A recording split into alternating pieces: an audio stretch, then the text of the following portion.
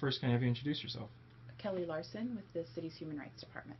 So, can you describe the vote that was taken last night by the Human Rights Commission regarding House Study Bill 92? Yes.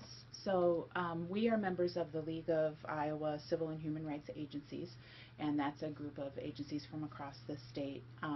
The bill was brought to our attention, and so in order to decide what position Dubuque might take on that, I brought it to the commission to have a discussion and take a vote on whether they were opposed or in favor of the bill. And the outcome? The outcome was that they voted opposed to the bill, related to concerns that it would impact civil rights coverages in local jurisdictions that may differ from the state coverage.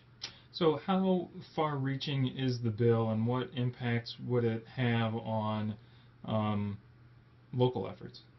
I think that it does two different things. So on the one hand, there are provisions in there that relate specifically to employment discrimination. So I'm going to speak solely from the civil rights perspective. There are other things in the bill as well, but just from civil rights, it would, if there are any ordinances on a local level that have broader protection in the employment arena than is had at the state level, then those would be null and void immediately upon enactment of the bill. That's for employment.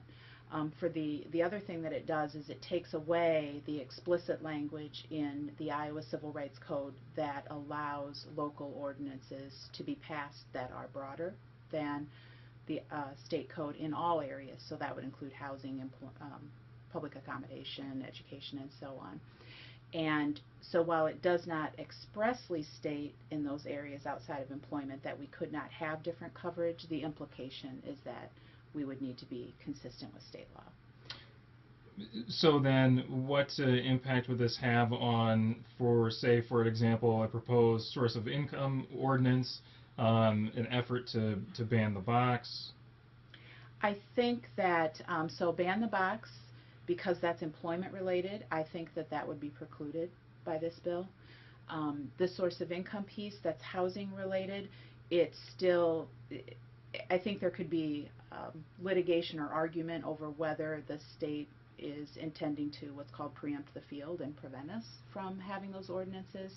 I think there would be a pretty good argument that that's the intent, and that we would not be able to have those ordinances at a local level.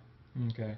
What about in terms if the city or county in the future would want to consider a minimum wage increase? We've seen this with Polk County, Johnson County, Lynn County, Wapello.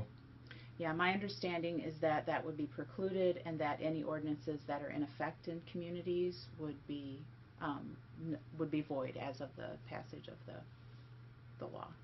Okay. So in the commission's eyes then, kind of really seeing this as limiting local control and flying in the face of home rule. Can you talk about that? Yeah, I think, home rule is a little beyond what our commission usually deals with. I'd probably suggest deferring to the city attorney on home rule. But as far as the civil rights protections in particular, I think that yes, they see that as infringing on the ability of a local city council and elected officials to make decisions about what's needed for residents locally in terms of coverage.